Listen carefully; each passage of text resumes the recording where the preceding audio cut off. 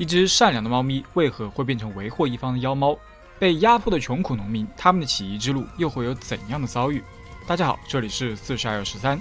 上期节目我向大伙介绍了香草社于09年发射的龙村镇到底讲了个怎样的故事。大体上来说，它讲的是因果善恶的故事。而作为龙村镇 DLC 的原路怪奇谭，也在一定程度上继承了这个主题。单从字面上来看，原路怪奇谭是发生在元禄年间的怪奇小故事，因此 DLC 的内容也是由4篇怪奇故事所构成的。值得一提的是，该 DLC 是 PSV 平台上独占内容，只此一份。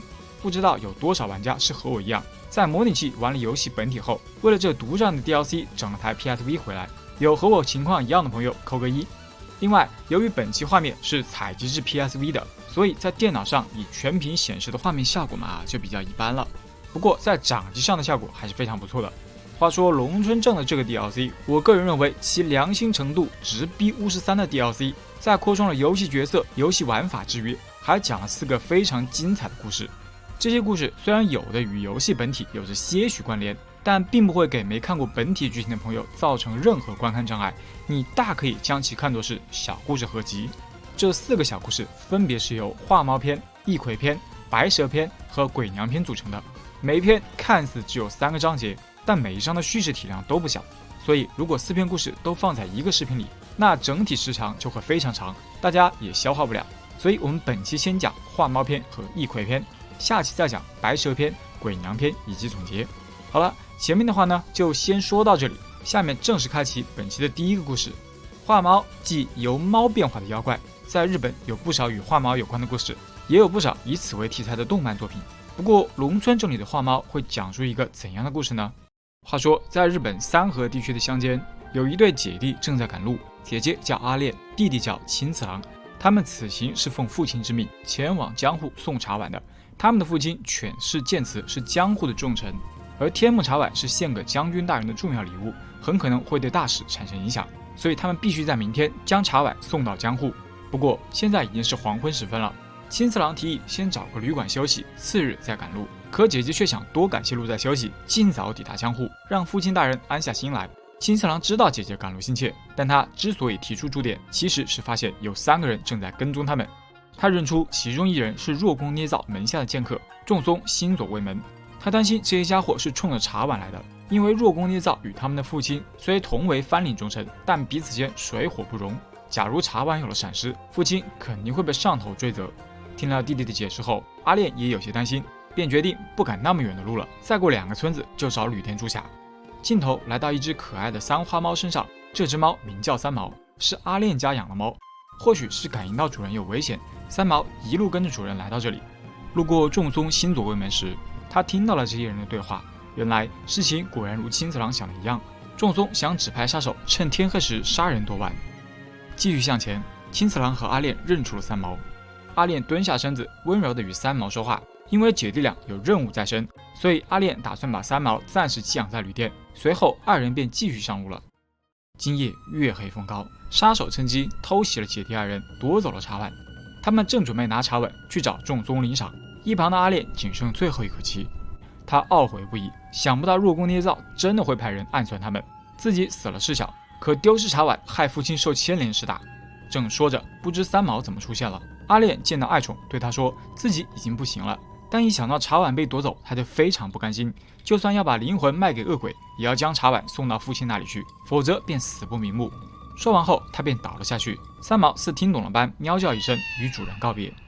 镜头一转，杀手之一突然感觉被猫抓了一下，杀手2人组定睛一看，发现是阿恋追了上来。见到阿恋，他们先是一惊，但随后这笑阿恋是个笨丫头，没死就已经很走运了，竟然还只身追了上来。说罢，他们便摆开阵势向阿恋围攻而去。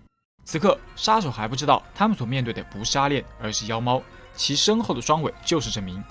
战斗一触即发，这是画猫篇的第1场 BOSS 战。考虑到有些朋友只玩过本体，没有玩过 DLC， 所以这里简单介绍一下 DLC 的战斗方式，替大家解解馋。在游戏本体中，百姬和鬼柱是通过切换3把妖刀来战斗的，而 DLC 角色切换的就不是刀了。以阿恋举例，他切换的是阿恋、三毛、化身这3种形态。阿恋擅长使用猫爪近身肉搏，三毛可操纵鬼火进行远程攻击。而在这2个形态下战斗或者得到灵力，可以累积化身槽，槽满之后可以切换到化身形态猫之怪或者妖猫。化身形态下角色是无敌的，可以进行疯狂输出。至于另外3个角色的战斗方式，等讲到对应的篇章时我们再做讲解。另外，在游戏本体中，锻造妖刀是提升角色攻击力和进入第3结局的重要手段，而在 DLC 里，锻炼系统可以强化角色、习得技能以及获得特效装备。通俗点来说，锻炼是一个3系天赋树，优先加出某一系的核心技能，可以让通关之路更加顺畅。再说回到剧情上来，在三毛阿炼击败了2个杀手夺回茶碗后，他准备去找仲松新左卫门算账。由于现在的阿炼是三毛变化而成的，为了方便后续解说，我们就叫他三毛好了。在三河的旅店中，仲松正在一人饮酒醉，他感叹在这太平盛世，自己的武艺却无用武之地。曾经的他也是个剑豪，现如今为了混口饭吃，所行之事却为人不齿。而这次任务也是为了能够获得若宫大人的引荐，以求谋个一官半职，振兴家族名声。就在他举杯之时，三毛悄然杀到了身后，感受到杀气，他突然起身拔刀，吓走了三毛。他以为是自己喝多了，错把野猫当成了杀气。随后他又说道，猫会被吓得落荒而逃，是因为他手中的这把根寡村正。自己的祖先是郭岛圣茂的家臣，而这把刀曾经斩杀过纠缠郭岛圣茂的妖猫，因此猫都惧怕这把刀。这里稍微说明一下，郭岛圣茂与妖猫的怪谈在日本非常有名，是落羽和歌舞伎的题材之一，并且这个怪谈也是改编自真实历史事件的。感兴趣的同学可以自行百度，这里就不细说了。回到剧情上来，冷静下来的仲松这才想起那2个杀手还没有回来，抱怨道：“总不会对付2个毛头都失手吧？”镜头再来到三毛这边，眼下他正在赶路前往江户送茶碗，路上遇见了劝他去寺庙消除兽类恶气的老和尚，还有暗恋阿炼想与其同行的德田新之助。然而三毛没有功夫搭理他们。另外他还碰到了一只独眼老猫，老猫看出三毛饮了人血入了魔道，并说三毛现在的道行还远远不够，而这只老猫似乎有着很深的道行。不过三毛一心只想完成主人的遗愿，也就没有与其深入交谈。视角再来到若宫捏造的府邸中，若宫正在以极度不信任的神情怪罪仲松办事不力。仲松的一番解释在若宫看来毫无说服力，接着若宫说自己会另外找杀手来处理姐弟俩，而提拔仲松的事情也得缓一缓了。在另一头，三毛正在朝着江户赶去，随着一路上不断的击败敌人，吸食敌人的血气、温泉灵气，三毛逐渐在成为妖魔的路上越走越远。在他抵达江户，成功的将茶碗送到后，接应的侍从却告诉三毛其父亲已经不在人世了。闻此消息，三毛猛地一惊。侍从接着说，在先前他们收到消息说青次郎与小姐已在途中遇袭身亡，茶碗也不知所踪。令尊剑士大人心怀愧疚，便切腹谢罪了。三毛知道这定是若宫捏造那厮的奸计，他践踏主人的遗愿，如此深仇大恨，岂能不报？但是要杀他，就必须先解决仲松和那把可怕的妖刀。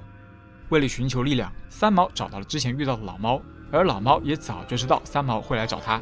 老猫说自己便是当年为祸郭岛圣茂的妖猫，只可惜他被那名叫仲松的武士以妖刀砍伤，失去了妖力，因此他诅咒仲松及其子孙后代失去官职，穷困潦倒，吃尽苦头。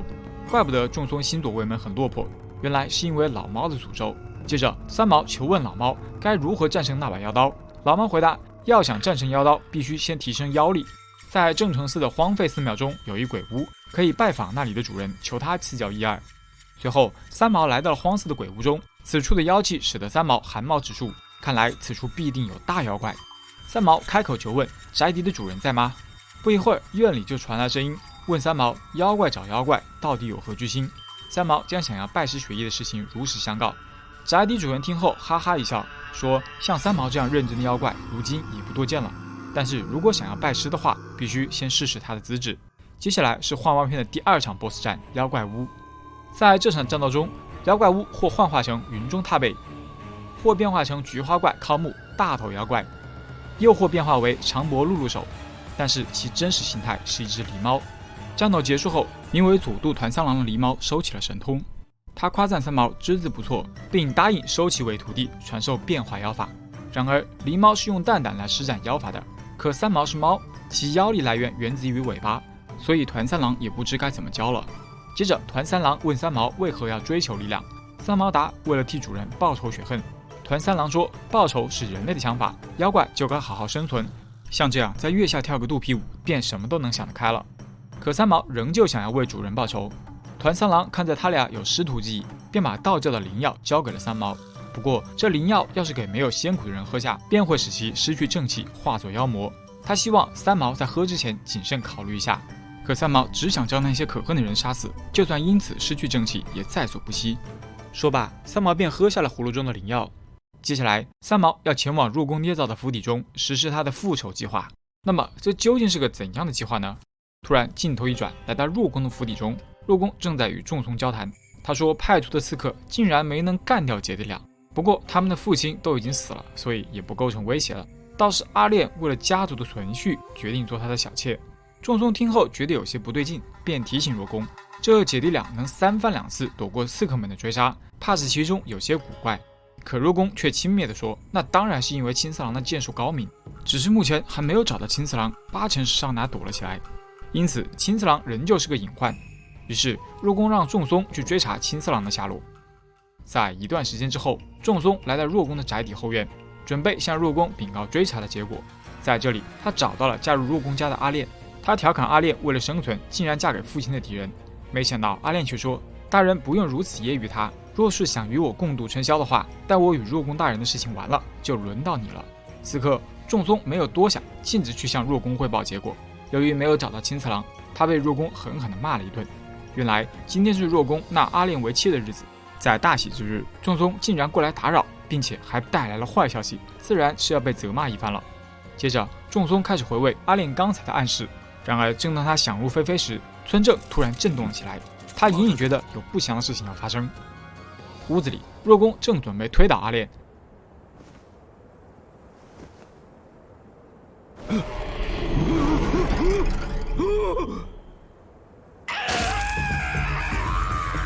直到这时，仲松才明白村镇震颤以及自己派出的杀手和追兵有去无回的原因。这时，三毛再次对仲松说：“轮到你了。”接下来，他们将进行一场死斗。此战是花猫篇的最终 BOSS 战。三毛将要面对仲松怒涛般的剑戟攻击，但最后取得胜利的还是三毛。这下总算为主人报仇了。然而大仇得报，三毛心中的怨气却不减反增。这也是灵药的副作用，使其失去了正气。此刻，三毛彻底堕入了魔道。他决定把与若宫同流合污的人都杀个干净。一时间，整个番薯领地内妖猫传言四起，有许多人都目睹了妖猫，闹的是人心惶惶。幕府高官为了平息祸乱，只得命手下召集各方能处理妖玄之事的人。就在高官们商议对策时，三毛化作妖猫现身，宣泄自己那无止境的仇恨。镜头一转，来到我们的大蜀人郑九郎这边，他是因悬赏除妖而来的，可现在城中已经乱作一团。武士和侍女都劝郑九郎不要管这件事情了，可郑九郎并不听劝。不一会儿，他的目光就停在了一个漂亮的侍女身上，尤其是侍女背后的那2条尾巴。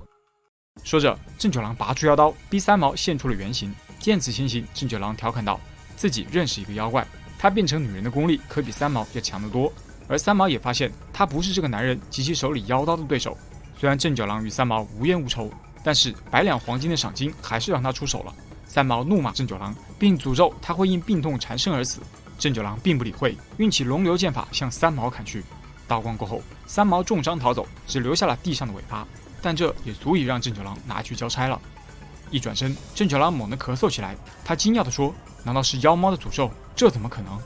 这段解释了在本片中郑九郎患病的起因，之后才有他为了抢夺奥义书斩杀师傅同门，企图用魂衣夺取他人身体的故事。也就是说，这个事件是发生在龙村正之前的。镜头一转，来到一所寺庙中，老熟人乱介拜访于此。住持亲切地向乱介打招呼，而乱介则请住持莫再叫他乱介了。现在的他只是一个悔过自新的云游僧人。从这番话中可以看出，时间线已经来到了龙村镇的故事结束后了。因为在龙村镇的结局中，乱介成为了云游僧。再说回剧情上来，二人正聊着，云游僧突然注意到在住持身边睡觉的猫，于是便问其由来。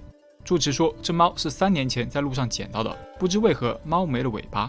他于心不忍，便照料起了猫，而猫也跟着住持一路回到寺中住了下来。住持还给猫起了个名叫小林。顺带一提，这位住持就是之前让三毛消除兽类恶气的老和尚。看来冥冥之中，三毛注定与佛有缘。云游僧接着问，这猫可有什么不同寻常的地方？住持稍加回忆，想起只要他一念经，小林便会来到他身边，低头闭眼，就好像在吊祭他亡故的主人。随后，云游僧也感叹道：“小林一定是有着深厚的信念。的确，若非如此，三毛也不会执着为主人报仇了。”在下一幕场景中，小林溜了出来，路上的人都在说自家的擦手布不知被谁偷走了，而路上的猫则在不停向小林强调：“今天晚上的大事别忘记了。”向前走，林遇到了独眼老猫，这是时隔多年后，两只曾经为祸一方的妖猫的再次碰面。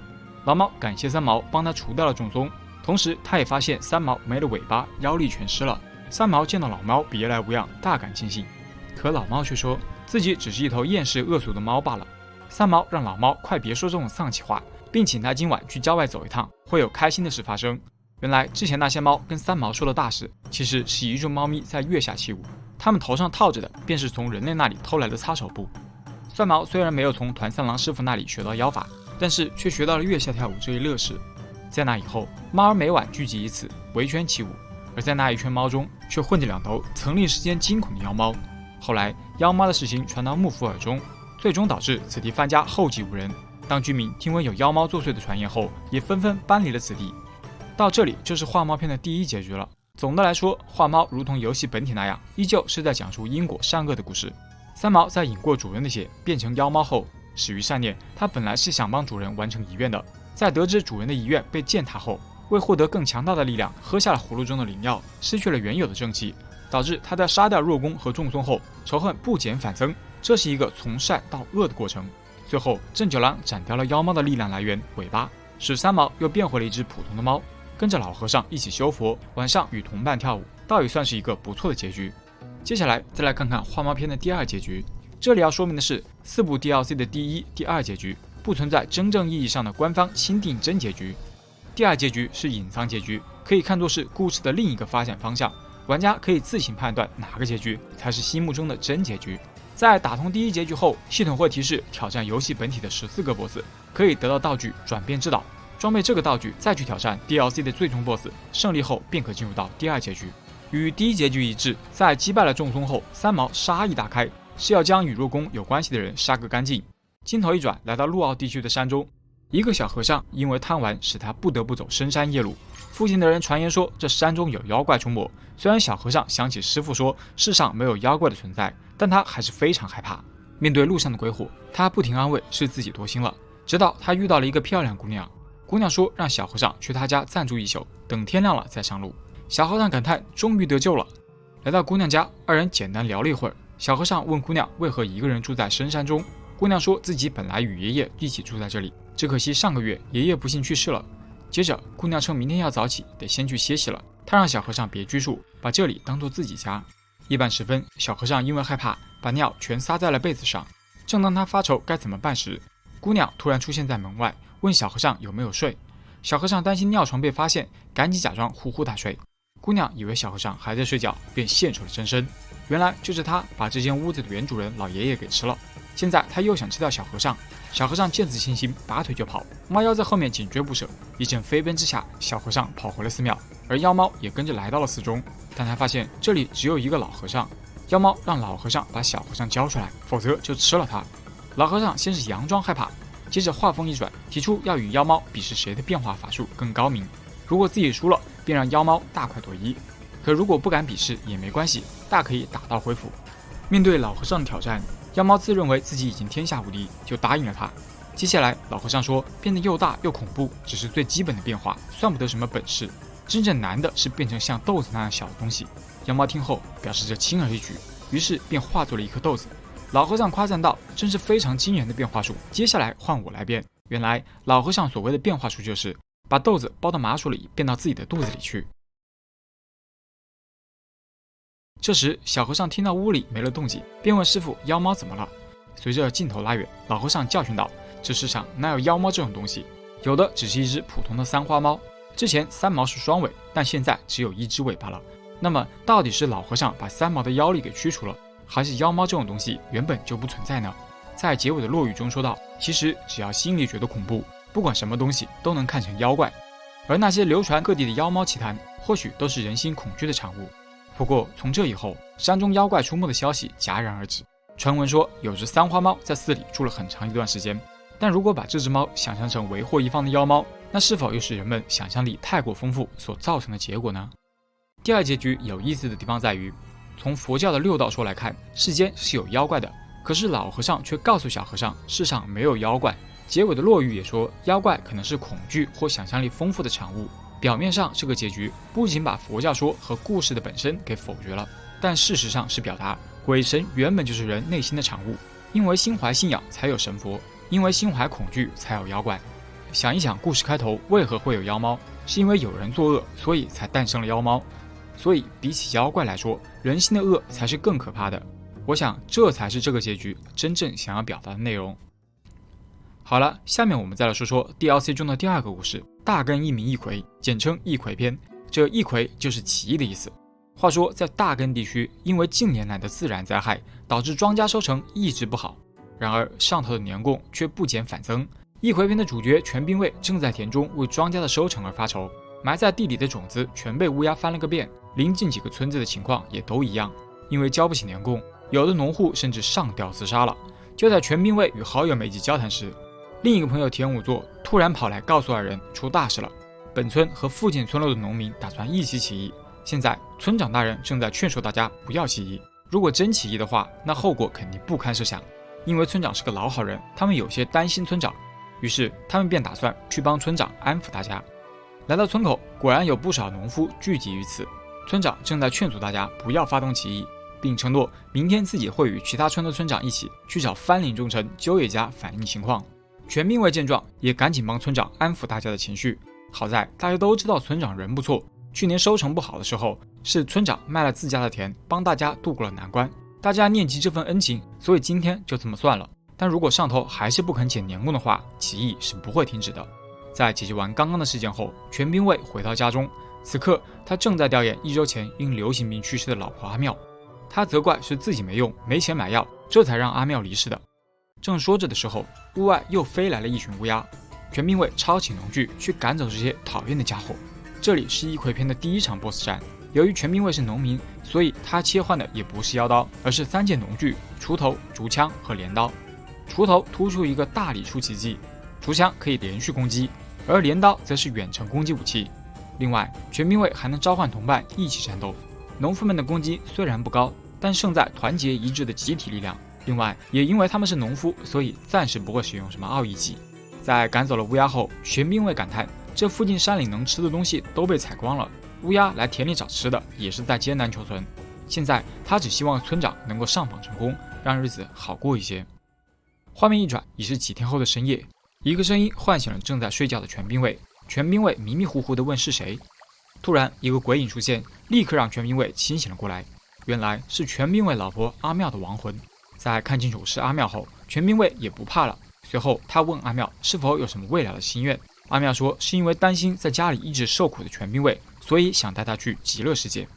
全兵卫听后表示现在还不能跟老婆走，因为前几天向家老鸠野诉苦的村长大人被上头狠狠修理了一顿。他看到村长被打伤后的模样，便决定与同伴一起去江户越级上诉，因为只有这样才能拯救村子。阿妙见老公背负了重要的任务，也决定与他一同上路，自己就算死了也会帮助他的。于是在第二天日落时分，全兵卫与同伴在村口会合。在出发前往江户前，他们发现最近村中多了不少陌生面孔，看来是上面派出了不少忍者探子。为了不被发现，他们决定分头出村，在前面的祠堂处碰面，而他们此行也做好了一去不回的打算。镜头一转，来到大根藩城中，家老鸠野窦太夫正在训斥手下，对农民的压榨还完全不够。突然有忍者来向鸠野报告，农民们要上诉。听到这个消息后，鸠野表示不要管这些贱民的死活，叫忍者头目干掉他们，如果人手不够，就再派些武士过去，总之一定要将这些家伙拦下来。视角再来到全兵卫这头，一路上全兵卫等人不断的与追兵战斗。之前说过全兵卫初始不会奥义技，不过在阿妙加入后，便可以通过锻炼开启这些技能。二段跳的动作也变成了幽灵阿妙费力的拽着全兵卫起飞，还有各种协力攻击。总之他们的战斗宗旨就是集体力量。另外，由于设定是贫苦农民的关系，全兵卫出使的钱只有2铜，而敌人掉落的钱也少得可怜，可以说是把捉襟见肘4个字演绎得非常到位。在前行了一段时间后，全兵卫等人与梅吉在祠堂碰头了。全兵卫告诉梅吉，一路上有不少武士和忍者阻拦，看来他们上述的事已经被发现了，这意味着眼下除了前进就再没退路了。接下来他们一行人磕磕绊绊地抵达了江户。然而在递交了诉状后，负责的官员却告知地方上的事是全权交由地方管理的。他让众人回去找地方官解决这事。全民卫解释说，他们之前已经找过鸠野了，因为没有用，所以才到这里来。全民卫再次请求官员把事情转交给上面，可官员却不耐烦地警告众人：你们越级上诉的行为是重罪，我没治你们的罪就很不错了，现在立马给我老实回去。无奈众人只好退了下去。在郊外河边，大家聚在篝火旁商量接下来该怎么办。现在回村子只有死路一条，而且上诉不成功，村民肯定会再起义的，那样一来就会出现更多的死伤，大家的亲人也会受到牵连。最终梅吉提出去找将军德川纲吉告御状，不过告御状的风险非常大，弄不好就是死罪。然而在场的所有人早已将个人生死置之度外，他们认为如果能用自己的命救活整个村子的话，那么这条命就算丢掉也没事。在达成一致后，梅吉告诉大伙，将军近期会去参拜宽永寺，可以趁那时去告御状。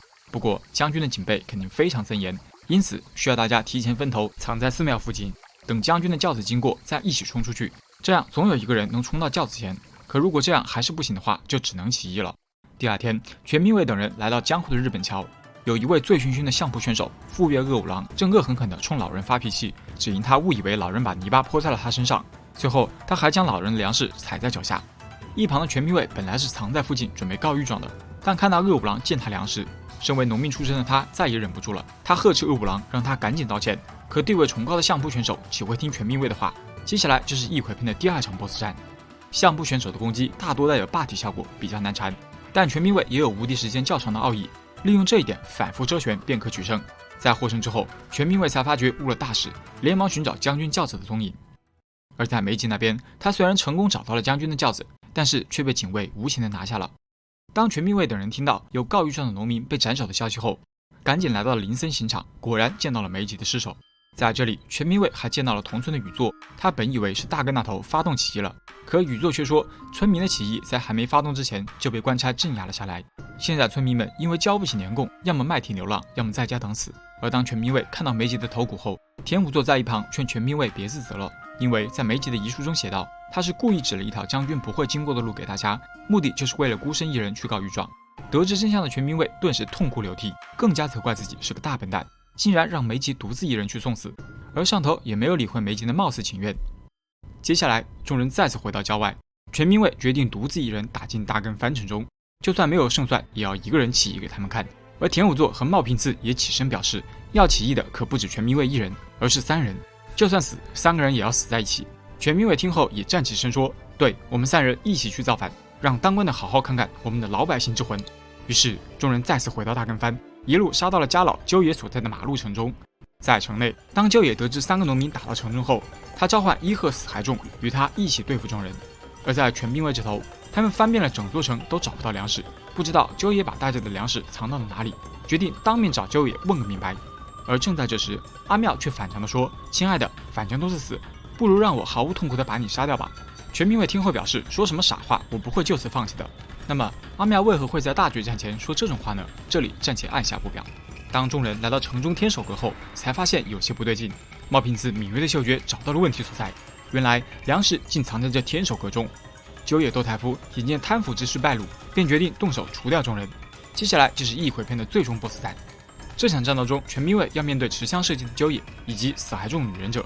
这些女忍者会使用手里剑以及合体攻击，离谱的是，他们还会用绳子将鸠野升到半空，让他来个花式射击。不过好在百姓的力量是强大的，在打倒了鸠野后，全民卫称这就是剥削百姓的下场，并且还来了段歌舞伎式的谢幕。随着画面渐渐暗了下去，一个声音却升了起来，原来是阎魔在问后来怎么样了。画面亮起，来到地狱的阎魔大厅中，全民卫回答，在那以后他们就被抓起来处死了，再然后就来到了这里。阎魔说，全民卫起义的本意是为了救人，但因此夺去了很多人的生命，所以还是要判他下地狱。这时阿妙请求阎魔让他受和全民卫一样的惩罚。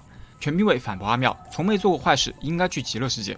阿妙却执意与全民卫一起，这把狗粮让阎魔看得很不爽，于是便判2人一起下地狱了。在全民卫真的来到地狱后，得知梅吉去了极乐世界，不由得为他高兴。当然他也碰到了坏事做尽罪有应得的鸠野。不过更为关键的是，他们发现地狱不知为何鬼手严重不足，大鬼们都因为工作过度而累得不行。全民卫等人看这些原本凶恶的鬼变成这副可怜的模样，便准备帮他们去找阎魔请愿。说干就干，众人再次来到阎魔殿，请阎魔加派人手，别再让狱卒这么劳累了。这番请愿让阎魔大为头疼，因为地狱也有地狱的难处。随后阎魔说会好好处理的，不过如果继续让众人留在地狱的话，是没办法给其他罪人做出表率的。说完便把这几人赶出了地狱。这样一来，大家再次回到了人间。全民卫表示，这都是多亏了阎魔大人。在之后的日子里，庄稼收成出奇的好，附近的村庄也都丰收了，新来的领主也很不错。全民卫和阿妙也过上了新生活，还有了孩子，一切都是那样美好。不知道是不是阎魔为了不让全民卫再次回到地狱，据说在那以后，大根番每年都持续丰收着。以上是一回篇的第一结局，虽然有些波折，但总的看来还是很不错的，甚至有些过于梦幻。回想之前，宇作告诉全民卫，墨迹等人都被官差抓了起来，而在全民卫回到人间之后，却又见到了墨迹。至于墨迹是如何被释放的，落语中解释称，在全民卫大闹马路城后，久野的暴行被公诸于世，大根番被幕府收回，或许是因为新来的番主墨迹等人才释放了。可是再仔细想想之前，众人的上诉、梅吉的告御状都以失败告终，以及全民卫最后还是被抓起来处死了。之前的残酷现实和后面的转变一比，美好的就像是极乐世界一般。所以我认为他们并不是重返了人间，而是和墨迹等人一起前往了另一个世界，因为只有这样才更符合整个故事的基调。下面呢，我们再来看看故事的第二结局。前情与第一结局一致，鸠野召唤忍者对付众人，众人坚定的要与之一战。在打倒了鸠野后，画面一转，回到了郊外河边。田武作叫醒了全民卫，说该出发上路了。原来之前的战斗只是全民卫的一场梦。他缓缓醒来后说，梦见和大家一起干掉了家老。田武作说，那太好了，要是和梦里一样，就能拯救村子了。接下来大家杀到了马路城，决战前与大家交谈，全民卫却发现有些不对劲，大家刚才说的话怎么和梦里一模一样。同时他还注意到，在这里出现了一个女行者，从她的打扮，观众不难认出这就是长大后的小叶。全民卫并不认识女行者，他以为这是鸠野请的救兵。行者说，全民卫完全被自己的职望给吞噬了。他又问全民卫今年是哪一年，全民卫答，当然是元禄16年。可行者却说，现在是享保7年，马路城的骚乱已经是19年前的事情了。全民卫以为行者是在故意骗他，但是在行者使用法术消除了由全民卫职望所产生的幻象后，眼前的一切让全民卫目瞪口呆，忙问这到底是怎么一回事。行者解释，在19年前，全民卫等人潜入城中，引发了骚乱。在那以后，马路城因为失火而被焚烧殆尽，除全民卫以外的人都被官兵当场剿灭了。之后，领主们的暴政仍在继续，导致附近的40多个村庄荒废，饿殍遍野。而那些死去百姓的怨灵都附在了全民卫身上，形成幻象，害死了所有靠近这里的人。接着，田武作、茂平次和阿妙的幽灵出现，全民卫这才想起是田武作和茂平次拼死保护了自己，而他则被抓起来关到了牢房中。并且阿妙从一开始就知道，这19年来全民卫一直在重复攻打马路城，所以他才会在最初的时候以及决战前提出要带全民卫去另一个世界。这一切都是想让丈夫脱离职望，但谁知全民卫的职望完全停不下来。阿妙别无他法，这才请来行者过来帮忙。行者说自己救全民卫是缘分一场，现在附在全民卫身上的怨灵都被净化了，你们的起义终于结束了。在明白了这一切之后，全民卫非常感谢行者，并表示自己在这19年里持续作乱，实在是罪孽深重。他希望能剃度成为行者的弟子，借此赎罪。行者说很想帮全民卫实现愿望，但他无法做到，因为全民卫已经死了。原来全民卫早已忘记自己被关在牢房中，一边回想同伴的冤屈，一边诅咒天地直到冤死的事。也正是因为这份执望和怨念，才将大干番惨死百姓的怨灵吸引过来。直到这时，全民卫才回想起自己是幽灵的事。行者说，现在他已经消除了这里的业障，之后也会将他们好好供奉起来。现在他们可以安心的去轮回转生了。在结尾的落语中说道，据传这个故事是民众们根据一位名叫冈部传五郎的口述而改编的。不过故事也并非完全虚构，因为在马路城遗址下有行者为夫妻俩立的墓碑。以上呢便是一回篇的第二结局了。第二结局里的反转可以说是接连不断。首先，观众会以为战胜鸠野只是全民卫的一场梦，随后会发现以为的梦其实也是真实发生过的，因为这不只是一场梦，而是一段长达19年不停重复的幻象。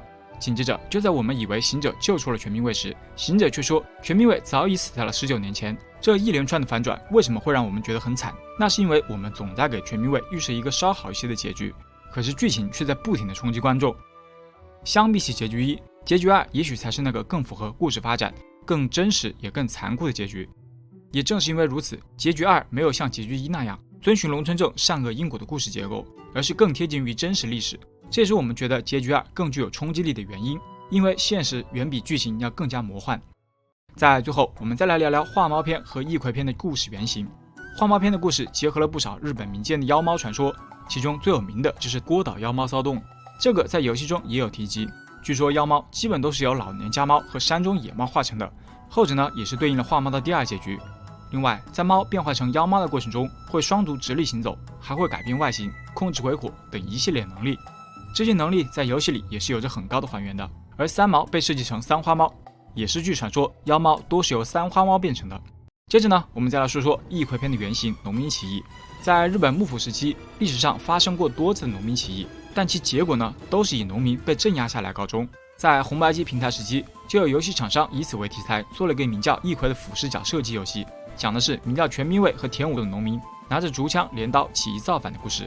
他们会与恶代官及其手下的忍者们战斗。这样看起来，一葵篇的主角的名字、武器、敌人以及游戏主题，不能说和 FC 版的一葵一模一样，只能说是完全一致。其实一葵篇就是在致敬 FC 版的一葵，只不过在剧情方面，龙村镇里的一葵要更贴近于史实一些，同时结局也更加残酷。好了，以上呢就是本期节目的全部内容。之后的节目还会接着聊白蛇和鬼娘篇的剧情。当讲完了4个 DLC 的剧情后，作为总结，我再带大家梳理一下游戏中故事的先后顺序，大家敬请期待。如果大家觉得这期视频做得还不错的话，也请一定给个3连支持一下。谢谢大家的观看，我们下次再见。